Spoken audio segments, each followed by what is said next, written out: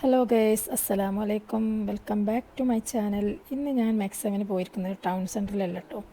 ഇന്ന് ഇവൻറ്റീവ് സെൻറ്ററിലാണ് പോയിട്ടുള്ളത്. അവിടെ ഒരു വിശേഷമുണ്ട്. അവിടെ 3 സഹോദരിമാർ ഹജ്ജ് യാത്രക്ക് പുറപ്പെടുന്നുണ്ട്.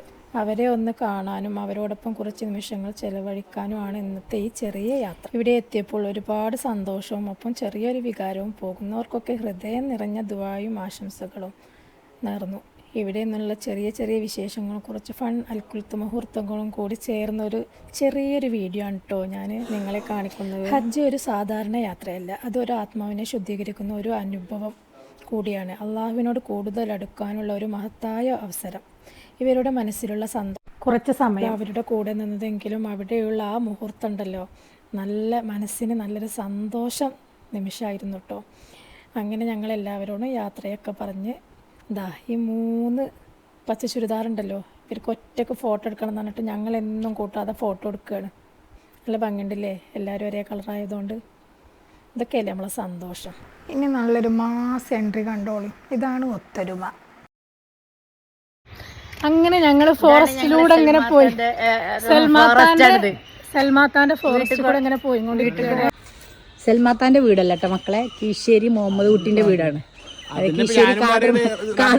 കാതർമാഷ മകൻ BSNL മുഹമ്മദ് കുട്ടിന്റെ വീട്. സൽമാത്താക്ക് ഇവിടെ വീടില്ല. ഓക്കെ. വീട്ടിലേക്കുള്ള ഗേറ്റിലെത്തുമ്പോൾ തന്നെ 2 സൈഡിലും ഭംഗിയായി മതിലുകൾ. അതിനകത്ത് കയറുമ്പോൾ ഒരു ചെറിയ ഫോറസ്റ്റിലേക്ക് കിടക്കുന്നത് പോലെയൊക്കെ ഒരു ഫീൽ ചെയ്തിട്ടോ. അവിടുത്തെ ആംബിയൻസ് ശരിക്കും പറഞ്ഞാൽ അടിപൊളി, മനസ്സിനെ ശാന്തമാക്കുന്ന ഒരു സ്ഥലം. ചുറ്റും നിറഞ്ഞു നിൽക്കുന്ന ചെടികളും മരങ്ങളും അവയെല്ലാം സൽമാത്തയുടെ ഒരു മനസ്സ് പോലെ തന്നെ സ്നേഹത്തോടെ വളർത്തിയതുപോലെ എനിക്കിങ്ങനെ തോന്നി. ഗേറ്റ് കടക്കുമ്പോൾ തന്നെ ഒരു പോസിറ്റീവ് എനർജി നമ്മളെ സ്വീകരിക്കുന്ന പോലെ തോന്നി. അവിടെ കയറുന്ന നിമിഷം തന്നെ മനസ്സിനൊരു സന്തോഷം, ശാന്തതയൊക്കെ കിട്ടിയതുപോലെയാണ് തോന്നി. ഇപ്പോൾ മാസങ്ങളായിട്ടുള്ള സൽമത്താനായിട്ടുള്ള പരിചയം, പക്ഷേ നമ്മൾ എത്രയോ വർഷങ്ങൾ പരിചയമുള്ള പോലെയാണ് സൽമത്തയും നമ്മളും തമ്മിലുള്ളൊരു ബന്ധം. സൽമത്താൻ്റെ പെരുന്നാളെ സമയം പോകുന്നത് അറിയില്ല. ഓരോ വാക്കും ഒരു മോട്ടിവേഷൻ, ഓരോ സംസാരം ഒരു പാഠം. നമ്മുടെ സൽമത്ത ഒരു വ്യക്തി മാത്രമല്ല, ഒരു പ്രസ്ഥാനമാണ്. എന്ത് നമ്മൾ പറഞ്ഞാലും എന്ത് വിഷയമായാലും അതിന് സ്വന്തം സ്റ്റൈലിൽ ഒരു പഴഞ്ചൊല്ലോ ഒരു അർത്ഥവത്തായ വാക്കോ പറഞ്ഞ് നമ്മളെ ചിന്തിപ്പിക്കുന്ന ഒരാളാണ് സൽമത്ത.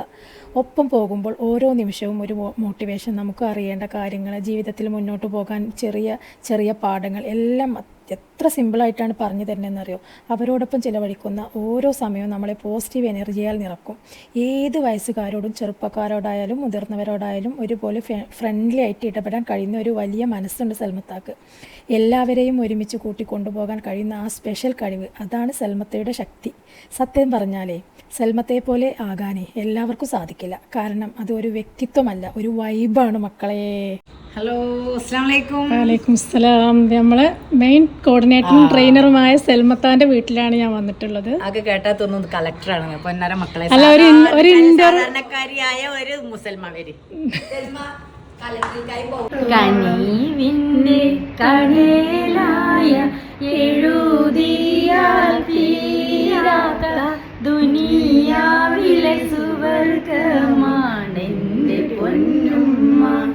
ഏറെ പറഞ്ഞാലും തീരല ആ മഹിമ. താരാട്ടു പാട്ടോളം മധുരമുള്ളൊരു ശീലും ഇന്നോളം ഒരു കവിയും പാടിയിട്ടില്ല. ഇല്ല ഉമ്മ അതിനോളവും ഉലകിൽ ഒരു നന്മ. കൺമണി അൻപോട് കാതലൻ ഞാൻ എഴുതും കടിതമേ. പൊന്മണി പൊൻ വീട്ടിൽ സൗഖ്യമാ ഞാൻ എന്റെ സൗഖ്യമേ. സൗഖ്യല്ലേ? തുമ്പക്കുടത്തിൽ തുഞ്ചത്തായൂഞ്ഞാലിടാം. ആകാശ പൊന്നാലി നിലകളിൽ ആഴത്തിൽ തൊട്ടേ വരാം. തുമ്പിവ തുമ്പക്കുടത്തിൽ തുഞ്ചത്തായി ഊഞ്ഞാലിടാം. തള്ളായിത്. തുമ്പിവ തുമ്പക്കുടത്തിൽ തുഞ്ചത്തായി ഊഞ്ഞാലിടാം. ആകാശ പൊന്നാലി നിലകളിൽ ആഴത്തിൽ തൊട്ടേ വരാം. മതിയാ?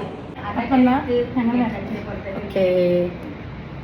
ഞാനൊരു ഇൻ്റർവ്യൂ ഒക്കെ പ്രതീക്ഷിച്ച് വന്നതായിരുന്നു, പക്ഷെ അത് നടന്നില്ല. ഒരു നെക്സ്റ്റ് 7ൻ്റെ റിവ്യൂ എടുക്കാൻ വേണ്ടി എടുക്കണം എന്നൊക്കെ വിചാരിച്ചു. ഇൻ്റർവ്യൂ അല്ല, പാട്ട് കച്ചേരിയാണ് പിന്നെ നടന്നത്. കനീവിൻ്റെ കടലായ എഴുതിയാൽ തീരാത്ത ദുനിയാവിലെ സുവർഗമാണെൻ്റെ പൊന്നുമ്മ. ഏറെ പറഞ്ഞാലും തീരല ആ മഹിമ. താരാട്ടുപാട്ടോളം മധുരമുള്ളൊരു ശീലും ഇന്നോളം ഒരു കവിയും പാടിയിട്ടില്ല.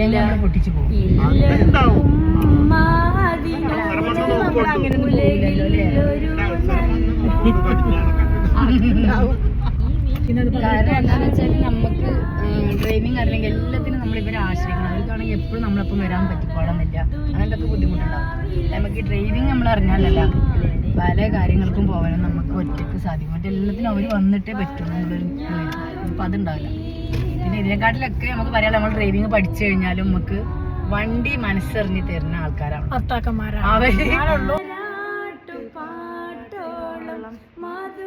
മധുരമുള്ളൊരു ശീലും ഇന്നോളം ഒരു കവിയും പാടിയിട്ടില്ല. അതിനോളവും ഉലകിൽ ഒരു നന്മ. കുടത്തിൽ തുഞ്ചത്തായു ഞാലിടാം ആകാശ പൊന്നാലി നിലകളിലാഴത്തിൽ തട്ടേ വരാം. പാത്രത്തിലേ ഉണ്ടാവുമോ?